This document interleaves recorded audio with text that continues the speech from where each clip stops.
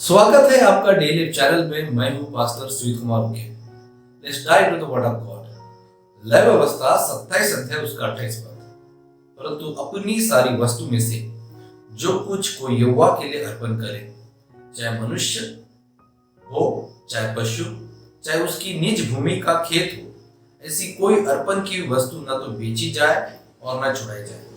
जो कुछ अर्पण किया जाए वो यहोवा के लिए परम पवित्र ठहरे। परमेश्वर के लिए जो कुछ भी आप अर्पण करते हैं वह हर एक वस्तु परम पवित्र ठहरे। ये चाहे आपकी भूमि हो सकती है, ये आपका खेत हो सकता है, या ये खेत की कोई उपज हो सकती है। आप जो कुछ परमेश्वर के लिए अर्पण करते हैं वह परम पवित्र हो जाता है। समर्पण, जी हाँ, समर्पण के विषय में बाइबल बहुत कुछ बातें करती है। इसे इंग्लिश में जाना जाता है डेडिकेशन शब्द से, और इसी का अनुवाद कई जगह प्रतिष्ठा, कई जगह अर्पण और कई जगह समर्पण इन शब्दों से किया गया है। पुराने नियम के समर्पण में और नए नियम के समर्पण में ज्यादा भिन्नताएं नहीं है। लूका 2 अध्याय 22 पद में जब आप यीशु मसीह का समर्पण देखते हैं, वहां 2 विधियां हैं। एक विधि है शुद्धिकरण करने की और दूसरी है पहलू के अर्पण की विधि। समर्पण के विषय में यदि हम देखते हैं कि हमारा जो परमेश्वर है वो कहता है कि समर्पण या अर्पण क्यों ही हर एक वस्तु परमेश्वर के लिए परम पवित्र है। अब इसका जो कॉन्टेक्स्ट है, इसकी जो गहराई है वचन की, इसके भीतर यदि हम जानना चाहें कि इसका उद्देश्य क्या है, इस प्रकार से लय व्यवस्था 27 अध्याय उसका 28 पद कहता है कि हर एक चीज जो परमेश्वर के लिए अर्पण की गई है वो परम पवित्र ठहरे। अब जब आपने परमेश्वर से प्रार्थना की हो और परमेश्वर ने आपको घर दिया हो, तो बाइबल एक ऐसे पद में कहती है कि यदि आप में से किसी ने नया घर बनाया हो और उसका प्रतिष्ठा ना किया हो, उसका समर्पण ना किया हो, तो युद्ध में वो ना जाए, ताकि वो मर जाए और वह अपने घर का समर्पण से वंचित रह जाए। यदि आप में से किसी ने दाख की बारी लगाई हो, तो परमेश्वर का वचन कहता है और उसके फल उसने ना खाए हो, तो जाए अपने दाख की बारी के फल वो खाए, वो युद्ध में ना जाए। कहीं ऐसा ना हो कि उसके दाख की बारी की कोई दूसरा व्यक्ति ही फल खाए। समर्पण, इसका एकमात्र ये उद्देश्य है परमेश्वर की प्रतिष्ठा करना। आप इस धरती पर कुछ भी वस्तु देखिए, चाहे भूमि हो, चाहे खेत हो, चाहे उपज हो, कोई भी वस्तु ऐसी नहीं है जो मनुष्य ने रची हो। हर एक वस्तु यूहन्ना 1 अध्याय के आधार पर हर एक वस्तु परमेश्वर के द्वारा परमेश्वर की महिमा के लिए रची गई है। अब यहां हम देखते हैं कि चाहे आपका घर हो, चाहे आपकी दाख की बारी हो, यहां तक कि आपका बिजनेस क्यों ना हो, जब आपने परमेश्वर के लिए मदद मांगी थी या परमेश्वर के लिए आपने प्रार्थना की थी, जब आपको परमेश्वर उसे दे दिया है, तो ये बहुत ही आवश्यक था समर्पण करना, कि आप समर्पण करें। क्योंकि पुराने नियम में एक जगह ऐसा कहा गया है कि परमेश्वर के भक्त जनों ने जब यरूशलेम की शहरपनाह बनाई गई थी, तो उसकी प्रतिष्ठा करने के लिए, उसका समर्पण करने के लिए उन्होंने कई गवैयों को बुलाया, कई आराधकों को बुलाया और परमेश्वर की स्तुति की, परमेश्वर की महिमा की। क्योंकि उस समय में ऐसी शहरपनाह और कोई नहीं थी। ये यरूशलेम की महिमा में दीवार थी। जेरूशलेम वॉल ऐसा इंग्लिश में से कहा गया है। जेरूशलेम वॉल ऐसा इंग्लिश में से कहा गया है। तो ये जो शब्द है हम जब देखते हैं हिंदी में, यरूशलेम की शहरपनाह, दूर दूर से लोग इस शहरपनाह को देखने के लिए आते थे। अब जब परमेश्वर के भक्तों ने इसका समर्पण करने की जब इच्छा की, तो उनका एकमात्र उद्देश्य क्या था कि हमारे परमेश्वर ने कितनी उत्तम रीति से इसका प्रबंधन किया है। इसे बनाने के लिए हमारे परमेश्वर ने कैसे हमें बुद्धि दे दी है। जी हाँ, समर्पण ये बहुत ही महत्वपूर्ण एक शिक्षा है। आज इस शिक्षा से बहुत से लोग बहुत ही दुर्लक्ष करते हुए दिखाई दे रहे हैं। जब भी वो कुछ परमेश्वर से पाते हैं, चाहे घर हो चाहे बिजनेस हो, तो वो परमेश्वर की प्रतिष्ठा नहीं करते। हम इस तरह से देखते हैं कि वे पास्टर जी को बुलाते हैं, पास्टर जी उनके लिए प्रार्थना करते हैं, और जैसे ही पास्टर जी के लिए प्रार्थना करते हैं, उस घर के लिए हो या उस बिजनेस के लिए हो, और जैसे ही पास्टर जी निकल गए, फिर संसार के लोगों के लिए वो भोजन खिलाया जाता है। और समर्पण ये जो एक विधि है, ये नए नियम में आज तक बनी हुई है। समर्पण ये कभी भी अपने आप अकेला नहीं आता है। समर्पण के साथ साथ बलिदान ये साथ में जुड़ी हुई एक विधि है।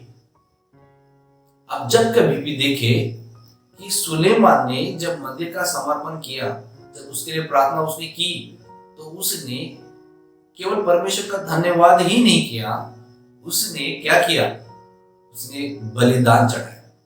उसने बहुत से बलिदान चढ़ाए।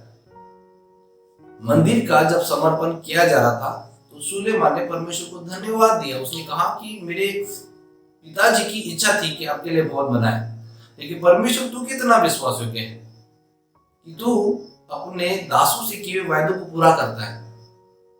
दाऊद की इच्छा थी कि वो परमेश्वर के लिए मंदिर बनाए, परंतु परमेश्वर ने कहा था कि दाऊद तू नहीं इसे बनाने पाएगा, तेरा पुत्र इसे बनाएगा। और सुलेमान ने जब मंदिर बनाए और उसके जब धन्यवाद दिया, और जब उस समर्पण की विधि के साथ साथ जब बलिदान की, जब खून बलि चढ़ाई गई, जब अन्न बलि चढ़ाए गए, तो बाइबल बताती है कि वो भवन परमेश्वर के तेज से भर गया। वाह! और याजक भी वहां ठहर नहीं सकते थे। बाइबल इस प्रकार से वर्णन करती है। तो समर्पण इज सो पावरफुल। जब आप समर्पण करते हैं परमेश्वर के लिए और साथ में बलिदान चढ़ाते हैं, वाह! ये आपको परमेश्वर की महिमा के तेज से भर देता है। आज कलीसिया परमेश्वर की महिमा में तेज से भरपूरी में नहीं दिखाई दे रही है। इसका एकमात्र कारण है क्योंकि अधिकतर भक्तों ने, अधिकतर कलीसियाओं ने अपना समर्पण नहीं दिया है। जब कभी हम परमेश्वर से प्रार्थना करते हैं, हमें प्रार्थना का उत्तर मिलता है, नौकरी मिलती है, तो हम क्या करते हैं, हम परमेश्वर को दशमांश देते हैं। या कई लोगों के जीवन में हमने कुछ प्रार्थना की, उन्होंने प्रार्थना का उत्तर पाया, तो हम कहते हैं उन्हें कि धन्यवाद दीजिए, धन्यवाद दीजिए। और बहुत से लोग धन्यवाद ही देते हैं। शुक्रिया करना बहुत ही अच्छी बात है, लेकिन हम मसीह को यह सिखाने की आवश्यकता है, केवल धन्यवाद कहने से ही नहीं होगा। हमें परमेश्वर की प्रतिष्ठा करना होगा वचन के आधार पर। जब भी लोग अपना घर बनाते थे, जब भी लोग दागबारी, नई दागबारी लगाते थे, परमेश्वर का वचन कहता है कि जिसने किसी ने नया घर बनाया हो वो युद्ध में ना जाए। ना तो ये ना हो कि उसके व्यक्ति के घर का समर्पण कोई दूसरा व्यक्ति करे, वो जाए अपने घर में और अपने घर का समर्पण करे। यदि किसी ने नई दागबारी लगाई हो, उसका फल ना खाया हो, परमेश्वर का वचन कहता है कि वो अपने घर में जाए और उस फलों को खाए और उस दागबारी का परमेश्वर के लिए समर्पण करे। तो ऐसा ना हो कि उसकी दागबारी की कोई दूसरा व्यक्ति फल खाए। असल में परमेश्वर इन गुप्त वचनों से क्या कहना चाहते हैं? परमेश्वर कहना चाहते हैं कि आप यदि परमेश्वर से कुछ उत्तर प्राप्त किया है, यदि आपने जो कुछ परमेश्वर से प्राप्त किया है, आप उसके द्वारा परमेश्वर की प्रतिष्ठा करें। परमेश्वर की प्रतिष्ठा करना हमारे लिए बहुत ही आवश्यक है। जब हम परमेश्वर की प्रतिष्ठा करते हैं, जब हमारा नया नया घर बन जाता है, जब हम लोगों को निमंत्रण देते हैं, हम परमेश्वर की आराधना करते हैं, परमेश्वर के भक्त लोगों को जब हम प्रीति भोज देते हैं, माय गॉड, हम उस समय परमेश्वर की महिमा करते कि ये परमेश्वर ने कार्य किया है। हालेलुया, ये अद्भुत परमेश्वर है जिसे न जाने आपके जीवन में कितने उसने कार्य किया होगा। उसने आपको नौकरी दी होगी, उसने आपको उत्तम पत्नी दी होगी, उत्तम पति दिया होगा, या आपके बिजनेस को एक अलग ही लेवल में लेकर गया होगा। ये आपकी जिम्मेदारी कि आप परमेश्वर की प्रतिष्ठा करें। क्या आप परमेश्वर की प्रतिष्ठा कर रहे हैं? यदि आपने प्रतिष्ठा ना की हो तो आप परमेश्वर की प्रतिष्ठा करें। आज समर्पण को बहुत ही एक परंपरा के रूप में तो देखा जाता है, परंतु आज इसे दुर्लक्ष्य किया जा रहा है। पासवान जी को बुलाया जाता है और कहा जाता है पास्टर जी ये हमारा घर है, इनके लिए प्रार्थना करिए। पास्टर जी प्रार्थना करते हैं और उनको कहते हैं कि पास्टर जी अब आप जा सकते हैं। और फिर गैर मसीही लोगों को बुलाया जाता है और उसका भोजन दिया जाता है। प्रवचन के अनुसार ये कहा गया है कि वे लोग भोजन करते थे, परंतु समर्पण के साथ साथ वे परमेश्वर को बलिदान भी चाहते थे। जब आप परमेश्वर की प्रतिष्ठा करते हैं तो आप परमेश्वर के याजक के लिए या परमेश्वर के भवन में परमेश्वर की वेदी के लिए कुछ बलिदान लेकर आए। आप परमेश्वर की प्रतिष्ठा करें, छूछे हाथ नहीं, आप कुछ लेकर आए, आप कहें कि मेरा सब कुछ देने वाला, मेरा प्रबंधन करता मेरा स्वयं परमेश्वर है। My God is my provider, मेरा परमेश्वर मेरा प्रबंधन करता है। हालेलुया, ओ माय गॉड, जब आप ये विश्वास करते कि मेरा परमेश्वर मेरा प्रबंधन करता है, ये बात आपको एक विश्वास बुलंद करने में सहायता करती है। आप लगातार परमेश्वर को निहारते रहते हैं, आप लगातार परमेश्वर को देखते रहते हैं। लूका 2 अध्याय उसका 22 पद। और जब मूसा की व्यवस्था के अनुसार उनके शुद्ध होने के दिन पूरे हुए तो वे उस यरूशलेम में ले गए कि प्रभु के सामने लाए, जैसा कि प्रभु की व्यवस्था में लिखा है कि हर एक पहिलौठा प्रभु के लिए पवित्र ठहरेगा। और प्रभु की व्यवस्था के वचन के अनुसार पंडुकों का एक जोड़ा या कबूतर के 2 बच्चे लाकर बलिदान करें। लूका 2 अध्याय 22 से 24 पद। हम देखते हैं कि वहां पर पहिलौठों का अर्पण किया जा रहा है। ध्यान दें, ये यीशु मसीह के समर्पण के विषय में। यीशु मसीह पहिलौठे थे, उनका अर्पण किया जा रहा था। साथ ही साथ वहां और एक विधि के बारे में बताया गया, शुद्धकरण की विधि। आइए इन दोनों विधियों के बारे में जानें। लय व्यवस्था 12 अध्याय 1 से 12 पद में हम ये देखते हैं कि कोई स्त्री यदि गर्भवती हो और वो बेटा जने तो वो 7 दिन तक अशुद्ध रहती है और 8वें दिन उस बेटे का खतना किया जाए। और वही चीज लूका 2 अध्याय 22 से 24 में देखते हैं कि यीशु मसीह का खतना किया गया। अब हम देखते हैं कि यहां पर यदि वो स्त्री बेटी जने तो वो 14 दिन तक अशुद्ध रहेगी, और जब वो अपने ऋतुवती के दिन पूरी करे, जब बेटा हो तो वो 33 दिन के ऋतुवती के दिन पूरे करे, और यदि बेटी हो तो वो अपने 66 ऋतुवती के दिन पूरे करे और परमेश्वर के पास जाकर उसके भवन में बलिदान चढ़ाए। इसे लूका 2 अध्याय 22 से 24 में आपने देखा कि पंडुक चढ़ाया जाए या फिर कबूतरी चढ़ाया जाए। बलिदान में उस समय में ऐसा ठहराया गया था, यदि आप बहुत ज्यादा यदि अमीर है तो आप परमेश्वर के लिए बैल बलिदान चढ़ाएं। यदि आप उससे निचले स्तर में है तो परमेश्वर के आप भेड़ बलिदान चढ़ाएं। लेकिन आप कहते नहीं यार, हम तो इससे भी और अधिक गरीब है, तो परमेश्वर कहता है ठीक है पंडुक या कबूतर लाए। लेकिन कोई कहेगा कि नहीं हम ये भी नहीं कर सकते, परमेश्वर कहता है आटा तो होगा, मैदा तो होगा, परमेश्वर कहता है कि उसे विधि पर अर्पण किया जाए। समर्पण ये कभी भी बिना बलिदान के पूरा नहीं हो सकता। समर्पण के साथ बलिदान अवश्य है। जब कभी आप परमेश्वर से कुछ प्राप्त करते हैं, अवश्य परमेश्वर की प्रतिष्ठा करना ना भूलें, क्योंकि आपके परमेश्वर ने इसे आपको दिया है। जब आपके पास नौकरी नहीं थी, आप परमेश्वर से आपने प्रार्थना की और परमेश्वर आपको इसको दिया, तो अपनी गवाही को बरकरार रखें, अपने परमेश्वर की प्रतिष्ठा करें। इससे जब आप क्या नया घर बन जाता है? आपने परमेश्वर से प्रार्थना की थी, परमेश्वर की महिमा करें, परमेश्वर की प्रतिष्ठा करें। अक्सर वे लोग परमेश्वर की प्रतिष्ठा नहीं करते, जो समझते हैं ये मेरा खेत है, ये मेरा बिजनेस है। जब आप कहते हैं ये मेरा खेत है, ये मेरा बिजनेस है, जब आप कहते हैं मेरा पैसा है, तो आप कभी भी परमेश्वर की वेदी पर दान दशमांश नहीं दे पाएंगे। यूहन्ना एक अध्याय के आधार पर इस पृथ्वी पर हर एक सृजी वस्तु परमेश्वर के द्वारा परमेश्वर की महिमा के लिए की गई है। तो मेरे परमेश्वर ने ये मुझे दिया है। जब आप इस विश्वास से परमेश्वर की वेदी पर चढ़ावा चढ़ाते हैं, परमेश्वर क्या प्रतिष्ठा कर रहे हैं। लेकिन आप जब समझते कि ये आपका है और आपका दिल तैयार नहीं है, तो बेशक किसी वेदी पर ना आए, अपने हृदय को पहले तैयार करें। अपने परमेश्वर के दान और दशमांश के विषय में इसके विषय में ज्ञान रखें। ये परमेश्वर ने आपको दिया है। मैंने अक्सर कई लोगों को देखा है कि वे परिस्थिति को कठिन परिस्थिति कहते हैं। आप कभी भी कठिन परिस्थिति का सम्मान ना करें। परिस्थिति कभी भी कठिन नहीं है, आप उसे छोटी कहें। आप अपने परमेश्वर को महिमा दें, आप परमेश्वर की प्रतिष्ठा करें, कहें कि मेरा परमेश्वर बड़ा है।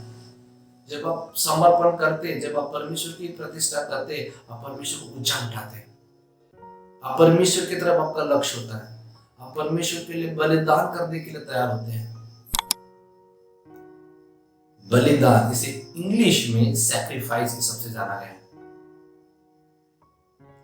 अब आप ये भी देखेंगे कि शमूएल याजक शाऊल राजा को तो डांटता है, वो कहता है क्या परमेश्वर बलिदान से प्रसन्न होता है?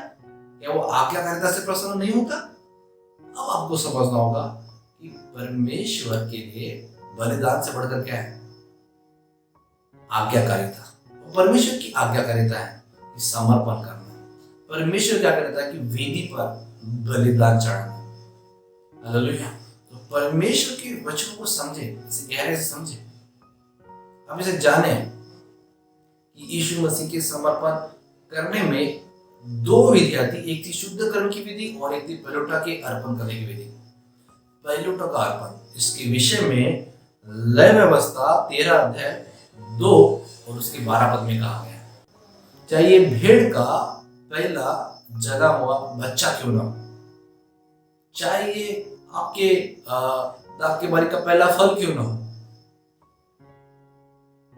पहला फल, पहला पशु, पहलौठा, ये हमेशा परमेश्वर के लिए परम पवित्र ठहरे। आप हन्ना को देखिए, जब वो परमेश्वर के पास गई, उसके भवन में गई, उसने मन्नत मांगी थी। उसकी वो मन्नत समर्पण के साथ थी। उसने कहा कि परमेश्वर तू मुझे संतान दे, मुझे संतान की आशीष दे, तो मैं अपने बेटे को तेरे भवन के लिए अर्पण करूंगी। और जब उस शमूएल को वो मंदिर में अर्पण करती है, तो वो कहती है कि ये परमेश्वर की सेवा में काम में है। हालेलुया। ये कितनी अद्भुत बात है कि आप जब मन्नत मांगते हैं तो आप समर्पण के साथ मन्नत मांग सकते हैं। माय गॉड, कई लोगों की प्रार्थनाएं पूरी क्यों नहीं होती? क्योंकि वह समर्पण नहीं होता, वह बलिदान के विषय में बात करते ही नहीं है। हमने देखा इवेंजलिज्म सेवकाई में, हमने कई लोगों के जो के लिए प्रार्थना की, और कई मसीह लोगों ने क्या कहा, जब उनके जो परमेश्वर काम करता है तो हम कहते हैं कि परमेश्वर को धन्यवाद दो। नहीं, आपको ये कहना होगा कि परमेश्वर की प्रतिष्ठा भी करें, परमेश्वर के लिए बलिदान भी दें। आप लोगों को देना सिखाएं, आप लोगों को परमेश्वर की प्रतिष्ठा करना सिखाएं। जब आप लोगों को देना सिखाते हैं, जब आप लोगों को प्रतिष्ठा करना सिखाते हैं, वो देखते हैं कि परमेश्वर कितना भला है, परमेश्वर ने मेरे जीवन में कितने कार्य किए हैं। हालेलुया। इज़रा उसका 6 अध्याय 17 पद में कहा गया है कि मंदिर की प्रतिष्ठा की गई। पहला शमूएल के अध्याय 11 पद कहता है कि कैसे हन्ना ने अर्पण की मन्नत मांगी। दूसरा इतिहास 7 अध्याय 5 पद कहता है कि मंदिर का समर्पण किया गया। हालेलुया। परमेश्वर अद्भुत है, परमेश्वर के लोग अद्भुत है।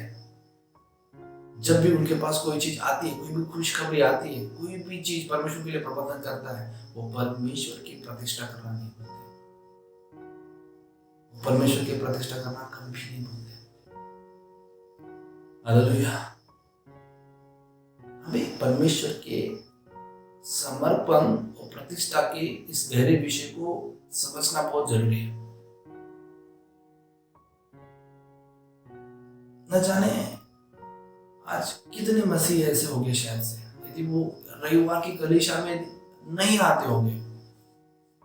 मैं अपने कलीसिया में पूछ रहा था कि न जाने कितने ऐसे लोग हैं कि जब रविवार की कलीसिया को वे नहीं आते हैं तो वो ये समझते हैं कि हम विधि पर दान चढ़ाने की उस विधि से छूट गए हैं, वो दान को अर्पण नहीं करते।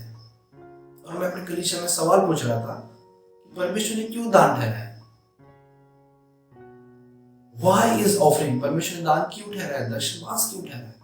क्यों हम दान देते हैं? क्योंकि परमेश्वर की सेवा पूरी हो। तो जब रविवार के कलीसिया में यदि कोई व्यक्ति आता नहीं है, क्या आप लिफाफा लेकर आप अपना ऑफरिंग सेव करके रखते हैं? जब कठिन परिस्थितियां क्यों न हो, आप अपना दशमांश निकाल कर उस लिफाफे में रखते, आप परमेश्वर की प्रतिष्ठा करते हैं। हालेलुया। परमेश्वर के उत्तर को प्राप्त कर सकते हैं। आपकी कई प्रार्थनाएं रुकी हुई होगी। जब आप समर्पण के लिए तैयार होते हैं, आप परमेश्वर के बलिदान चढ़ाने के लिए तैयार होते हैं, तो आप परमेश्वर के प्रार्थना को सुनने के लिए तैयार हैं। हन्ना के रूप में परमेश्वर ने हन्ना की जब प्रार्थना सुनी, उसकी कोख को उसने खोला, उसको और संतान हुई। पनिन्ना तो उसे चिढ़ती थी, एलिकाना तो उससे प्रेम करता ही था, लेकिन उसे जो बच्चों का सुख कभी प्राप्त नहीं हुआ था, वो परमेश्वर की ओर से हुआ। वो हुआ समर्पण के साथ, वो हुआ बलिदान अर्पण के साथ। हालेलुया। हमें समझना बहुत ही आवश्यक है कि आज हम किस ओर जा रहे हैं। समर्पण। जब मैं बात कर रहा था सुलेमान के विषय में, जो समर्पण के लिए प्रेरित कर रहा था, तो परमेश्वर को धन्यवाद दे रहा था, उसने बलिदान चढ़ाया परमेश्वर के लिए। बाइबल बताती कि उसका भवन परमेश्वर की महिमा के तेज से भर गया, कोई व्यक्ति ठहर नहीं पाता था। वह अलौकिक सामर्थ्य है। आज परमेश्वर अलौकिक सामर्थ्य से कुछ विश्वासियों का क्यों इस्तेमाल कर रहे हैं, कुछ पासवानों का इस्तेमाल क्यों कर रहे हैं? क्योंकि उनके जीवन में परमेश्वर के लिए समर्पण है। उन्होंने परमेश्वर की सेवकाई के लिए त्याग किया है। जब आप परमेश्वर की सेवकाई के लिए त्याग करेंगे, जब आप परमेश्वर की सेवकाई के लिए समर्पण का हृदय रखेंगे, परमेश्वर आपका भी इस्तेमाल करेगा। हालेलुया। समर्पण की उदाहरण में देखा जाए तो यीशु मसीह से बढ़कर और कोई उदाहरण नहीं। यीशु मसीह से बढ़कर और कोई बेहतरीन उदाहरण नहीं है। रोमियो 12:1 कहता है कि आओ, हमारी आत्मिक सेवा यही है कि अपने शरीर को शुद्ध निष्कलंक करके उसे भावता बलिदान चढ़ाए। ये आपका और मेरा निर्णय है। नए नियम में समर्पण के विषय में ये अद्भुत रीति से बात करता है। आप अपने शरीर को भावता बलिदान करके परमेश्वर को चढ़ाए, यही हमारी आत्मिक सेवा है। अपना हृदय, अपना मन समर्पित करें परमेश्वर के लिए। आप कितनी गहराई में पवित्र आत्मा में भरते हुए जा रहे हैं, आप कितना अल्लाह कर रहे हैं पवित्र आत्मा को आपके भीतर, आप कितना अपना समर्पण कर रहे हैं। जितना अधिक आप परमेश्वर को समर्पण करेंगे, उतना अधिक आप पवित्र आत्मा में परिपूर्णता में भरते जाएंगे। हालेलुया। ओ माय गॉड, ये बेहतरीन प्रकाशन है। व्यवस्था विवरण 20:5 ये कहता है, किसी ने नया घर बनाया हो वो युद्ध में ना जाए, वो अपने घर का समर्पण करे। कहीं ऐसा ना हो कि उसके घर का कोई और समर्पण करे। किसी बाप ने परमेश्वर से घर के लिए प्रार्थना की हो और वो मर जाए, ऐसा ना हो कि उसका बेटा उसका समर्पण करे। परमेश्वर कहता है कि तुमने घर बनाया है, जाए उस घर का समर्पण करे, उस घर की प्रतिष्ठा करे। और उसके 6वें पद में नीचे लिखा गया है, तुम में से किसी ने दाख बारी लगाई हो, उसका फल चकाना हो, तो युद्ध में ना जाए, ऐसा ना हो कि मर जाए और उस दाख के बारी का कोई दूसरा ही फल खाए। हालेलुया। क्या आज आप तैयार हैं? जब परमेश्वर आपको बेहतर देने जा रहा है, तो आप वह अपने मसीह परिवार के साथ परमेश्वर की प्रतिष्ठा करेंगे, आप परमेश्वर की घोषणा करेंगे, परमेश्वर का गुणानुवाद करेंगे। हाँ, परमेश्वर तुमने ही इस बिजनेस को दिया है, परमेश्वर का वायदा है। परमेश्वर कहता है मैं तुम्हें पूछ नहीं बल्कि सिर बनाऊंगा। अवश्य आप बढ़ते जाएंगे, अपनी शिक्षा पर मनन करते रहे, इस शिक्षा पर आप चिंतन करते रहे। ये शिक्षा आपके जीवन को बदल देने वाली है। This is a universal teaching. ये ऐसी शिक्षा है आपके जीवन को पूरी तरह से बदल सकती है। बिना समर्पण के अधीनता काम नहीं करती। जब आप समर्पण करते हैं तब अधीनता काम करती है। जब अधीनता होती है वही आज्ञाकारिताएं काम करती है। व्यवस्था विवरण में कहा गया है, यदि तुम मेरी आज्ञाओं को मानते हैं तो तुम्हें आशीष मिलेगी। यदि तुम मेरी आज्ञाओं की अवज्ञा करोगे तो तुम पर शाप पड़ेंगे। आज्ञाकारिता परमेश्वर ने चुनाव रखा है आपके लिए, पर इस आज्ञाकारिता में आप कभी भी नहीं आ सकते बिना अधीनता के, उन तमाम आशीषों को रिसीव करने के लिए। हालेलुया। अधीनता में आप कभी भी नहीं आ सकते बिना समर्पण के। और समर्पण अपने आप में अकेला कभी नहीं आता। समर्पण आता है बलिदान के साथ। तैयार रहे अपना समर्पण परमेश्वर को देने के लिए, एक उत्तम बलिदान के साथ, एक उत्तम बलिदान के साथ। अब्राहम का उत्तम समर्पण परमेश्वर के लिए था, यहां तक कि वो परमेश्वर को इसहाक के रूप में बलिदान देने के लिए भी तैयार था।